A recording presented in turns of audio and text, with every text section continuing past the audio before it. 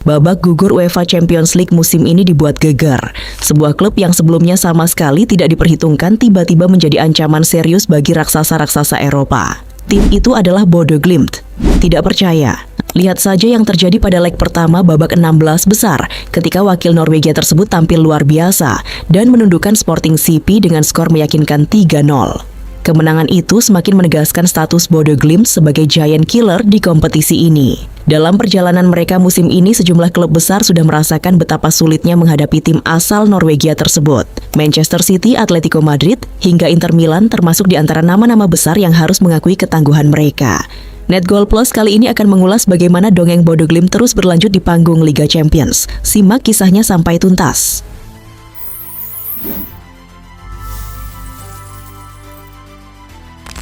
Bermarkas di kota kecil Bodo yang hanya dihuni sekitar 53.000 penduduk.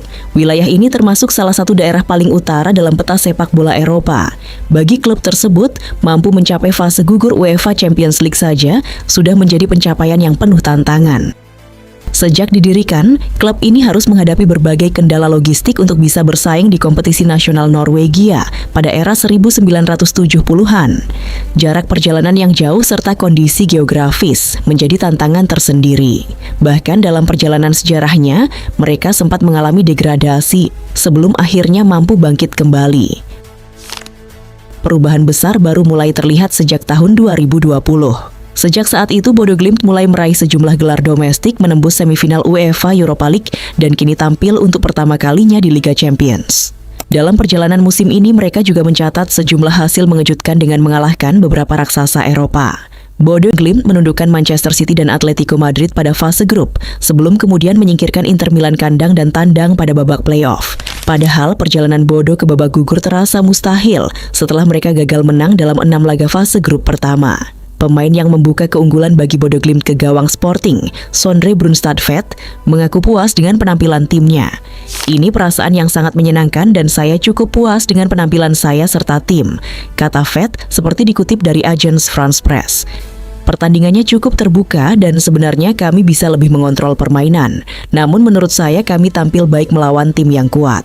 Karena itu pertandingan di Lisbon nanti akan menjadi laga yang sulit. Lanjutnya, kesuksesan Bodo Glimt itu tidak datang secara instan. Manajemen klub menerapkan strategi pengembangan pemain muda dengan fokus pada pembinaan serta keberlanjutan finansial.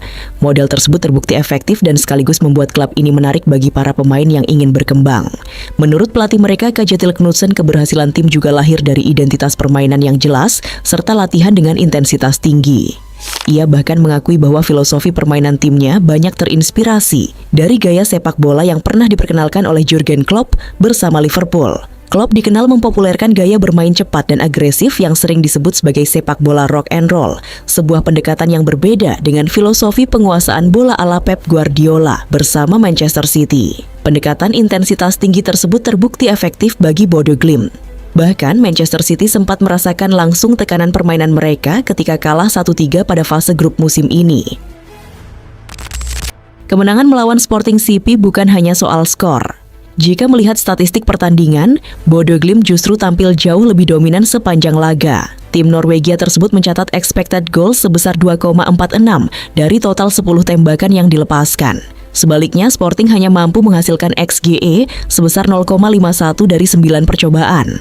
Efektivitas serangan tersebut membuat Bodo Glimt kini mencatat 5 kemenangan beruntun di Liga Champions. Mereka menjadi tim kelima dari luar 5 liga top Eropa yang mampu mencatatkan rekor tersebut. Produktivitas para pemain depan mereka juga sangat mencolok. Ole Didrik Blomberg kini menjadi pemain keempat Bodo Glimt yang terlibat dalam 5 gol atau lebih di Liga Champions musim ini, bergabung bersama Kasper Høeg, Jens Peter Hauge, dan Sondre Brunstad-Vedt. Gol pertama dalam pertandingan itu lahir melalui eksekusi penalti dari Sondre Brunstad-Vedt. Keunggulan tersebut kemudian digandakan lewat tembakan jarak dekat oleh Didrik Blomberg menjelang akhir babak pertama. Setelah jeda pertandingan, pantulan kaki Kasper Høeg membuat bola berbelok arah dan masuk ke gawang, sekaligus menyegel hasil fantastis bagi Bodo Glimt. Sebuah pencapaian luar biasa bagi sekelompok pemain yang pada awalnya bahkan sempat dijuluki sebagai nelayan salmon. Julukan tersebut pertama kali dipopulerkan oleh mantan pesepak bola Italia, Paolo Di Canio, ketika ia mengomentari kekalahan telak yang dialami AS Roma dari Bodo Glimt pada tahun 2021. Pada pentas UEFA Europa League musim tersebut, AS Roma yang dilatih Jose Mourinho sempat membuat heboh setelah dibantai dengan skor 1-6 oleh Bodo di Asmira Stadion.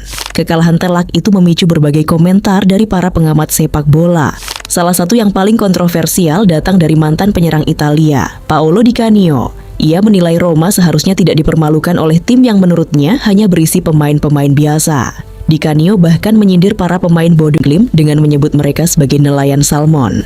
Sindiran itu merujuk pada fakta bahwa Norway memang dikenal sebagai salah satu eksportir ikan salmon premium terbesar di dunia. Dalam komentarnya, Di Canio bahkan berkata, "Kita sedang membicarakan tentang Bodo, 7 orang dari mereka adalah nelayan salmon. Mereka bekerja di pelabuhan," ujar mantan striker Juventus dan AC Milan tersebut. Namun pada akhirnya, komentar kontroversial tersebut justru dijawab dengan cara elegan oleh CEO Bodo Glimt, Frode Thomassen. Ia menanggapi sindiran itu dengan perspektif yang lebih luas mengenai pentingnya sektor perikanan bagi dunia. Sektor perikanan akan menjadi bagian penting dari solusi pangan dunia. Eropa Utara akan memainkan peran kunci, kata Thomassen. Itulah mengapa, dengan fokus pada keberlanjutan dan peluang di Arktik, kami melihat diri kami lebih dari sekadar klub sepak bola. Lanjutnya pada April 2025. Kini waktu seolah memberikan jawaban tersendiri. Para pemain yang dulu disebut sebagai nelayan salmon itu justru terus melanjutkan dongeng kesuksesan mereka di panggung UEFA Champions League. Nama Kasper Høeg sendiri menjadi salah satu figur penting dalam perjalanan Bodo Glimt musim ini. Penyerang asal Denmark tersebut tampil sangat tajam di Liga Champions. Golnya ke gawang Sporting CP membuat Høeg kini telah mengoleksi 5 gol di kompetisi tersebut musim ini. Catatan tersebut menyamai rekor pemain Denmark dalam satu musim yang sebelumnya pernah dicatat oleh Niklas Bendtner dan Rasmus Højlund. Meski sudah unggul 3 gol, pelatih Bodo Glimt, Kjetil Knutsen, menegaskan bahwa timnya belum boleh merasa puas. Ia mengingatkan bahwa duel masih menyisakan leg kedua yang akan dimainkan di markas Sporting CP. "Saya sangat senang dengan betapa bagusnya permainan kami dalam membangun serangan dan menciptakan ketidakseimbangan hampir setiap kali kami menguasai bola di babak pertama," ujar Knutsen. Dengan hasil ini, Bodo Glimt hanya membutuhkan hasil imbang pada leg kedua yang akan digelar di Estadio José Alvalade, markas Sporting CP di Lisbon, Selasa pekan depan. Sebaliknya, Sporting memikul beban yang sangat berat. Mereka wajib menang dengan selisih minimal 4 gol di hadapan pendukung sendiri jika ingin membalikkan keadaan dan melaju ke babak perempat final UEFA Champions League musim ini. Jika skenario tersebut benar-benar terjadi dan Bodo Glimt berhasil menjaga keunggulan agregatnya, mereka akan mencatat sejarah baru bagi sepak bola Norwegia dengan mencapai babak 8 besar Liga Champions. Sebuah pencapaian yang sangat jarang diraih klub dari luar liga-liga elit Eropa. Apalagi perjalanan mereka musim ini sudah dipenuhi kejutan besar yang membuat banyak pengamat mulai memperhitungkan tim asal lingkar Arktik tersebut. Di babak perempat final nanti, pemenang duel antara Bodo Glimt dan Sporting CP dijadwalkan menghadapi pemenang pertandingan antara Bayer Leverkusen dan Arsenal.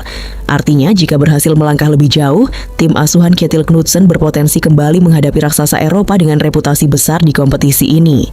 Situasi tersebut membuat kisah Bodo Glimt semakin menarik untuk diikuti, sebab jika mereka mampu mempertahankan konsistensi permainan, bukan tidak mungkin dongeng klub kecil dari utara Norwegia itu akan terus berlanjut di panggung terbesar sepak bola Eropa.